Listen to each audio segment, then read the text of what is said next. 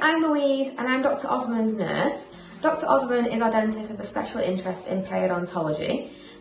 So we see a lot of patients come through the door who have advanced gum disease and they come for our help. And what we do notice quite a lot is that most of these patients actually don't know how to brush their teeth. So today I'm going to show you the correct ways to do to brush your teeth and the most efficient way to do so. The most asked questions I get is, should I use an electric toothbrush? Should I use a manual toothbrush?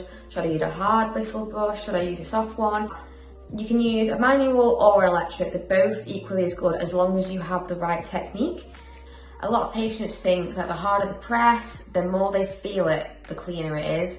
In many cases, we do find that if you've got a hard bristle brush and you're pressing and you're scrubbing, you're actually really irritating the gum, and this can cause recession, it can be very tender around there. So we always advise to either go for a medium soft one, which is just like this. So it's still quite soft. These brushes are the perfect ones as well because they're nice and straight, so it really enables you to get gently into the gum. And this one as well, this is a soft brush.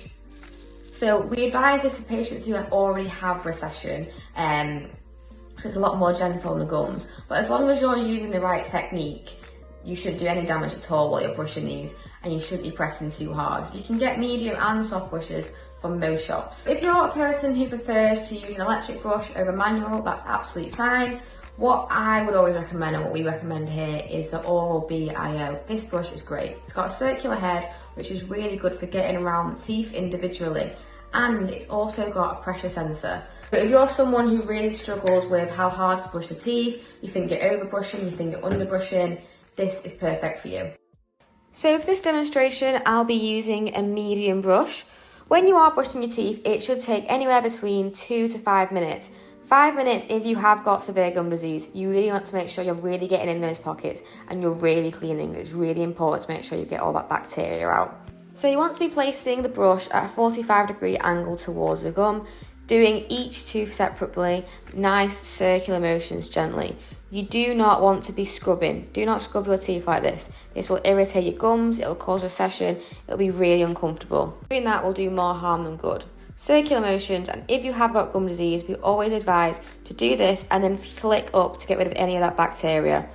It's really important not to forget the inside surfaces, especially the lower ones, as this is where the salivary glands sit, so you will get a larger buildup of calc.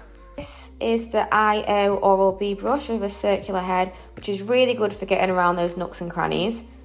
You can see here that I'm angling the brush towards the gum, so I'm just getting those bristles in the gum line, and I'm also getting in those interproximal spaces. As you can see, the brush is lit up pink. It's telling me that I'm not using enough pressure.